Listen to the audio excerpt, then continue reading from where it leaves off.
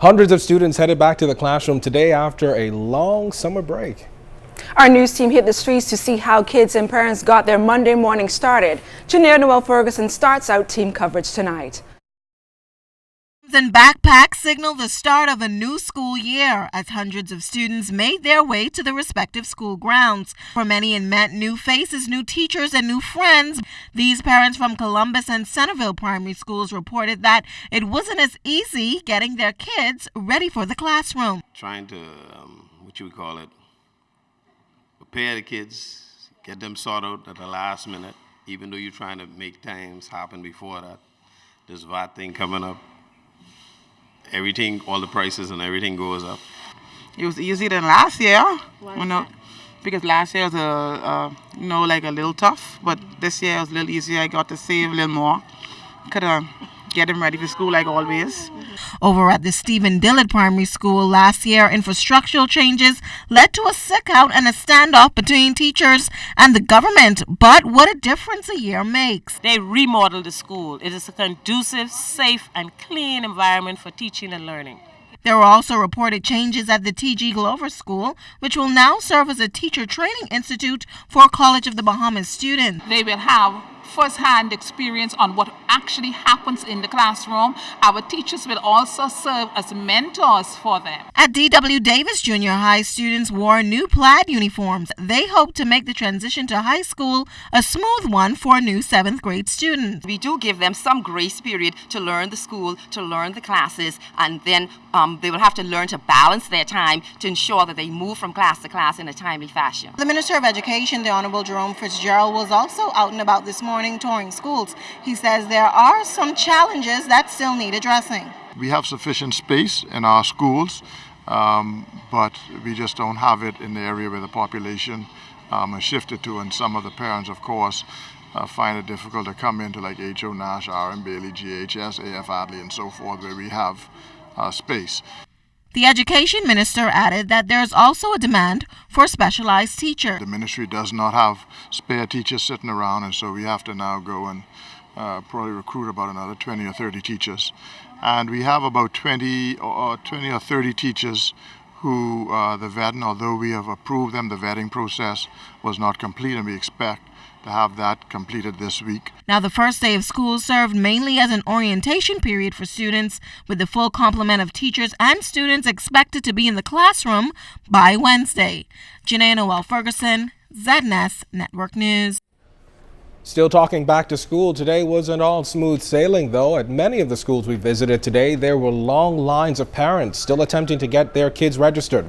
It's a problem that Education Minister Jerome Fitzgerald says he's concerned about, but he says his ministry is doing all it can to accommodate everyone. Every year, we have parents who, for one reason or the other, wait until the last minute, and then they'll call in and say that, the schools are overcrowded with this nationality and that nationality. But the truth of the matter is that it's a responsibility of the parents to register their children as early as possible. And there's also a challenge where, particularly in the South, that parents expect, regardless of where their kids went to primary school, for high school, they just expect them to automatically go into a high school in the South, and we just don't have the space.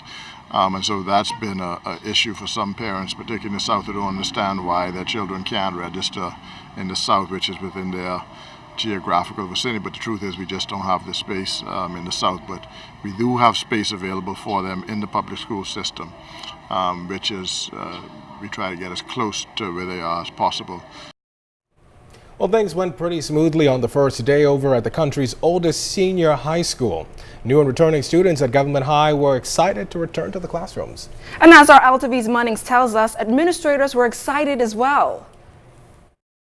Although there was a limited amount of students in the classrooms on the first day of the 2014-2015 academic year, Government High School administrators and teachers didn't waste any time following their timetables. Right after the morning assembly, prefects paced through the corridors, while other students quickly jumped into their schoolwork. In one classroom, we saw a teacher leading a roundtable discussion, while other students were introduced to the art of poetry. But the new standardized diploma program that enables 10th graders to select a career pathway will dominate this new school year at Government High. Spearheading the initiative is Vice Principal Eloise Wims. Certainly for our young ladies, it's cosmetology. Our young men, it's the building trade area, the carpentry, the electrical. And also this year, we have reintroduced auto mechanics. Those students that came in last week, Thursday, for our orientation, they got the jump start. So it tells you it pays to be on time. And since orientation, Ms. Wims recognized how excited the 265 10th grade students are to participate in this program. The majority of our 10th graders are coming to us from our feeder school, A.F. Adley.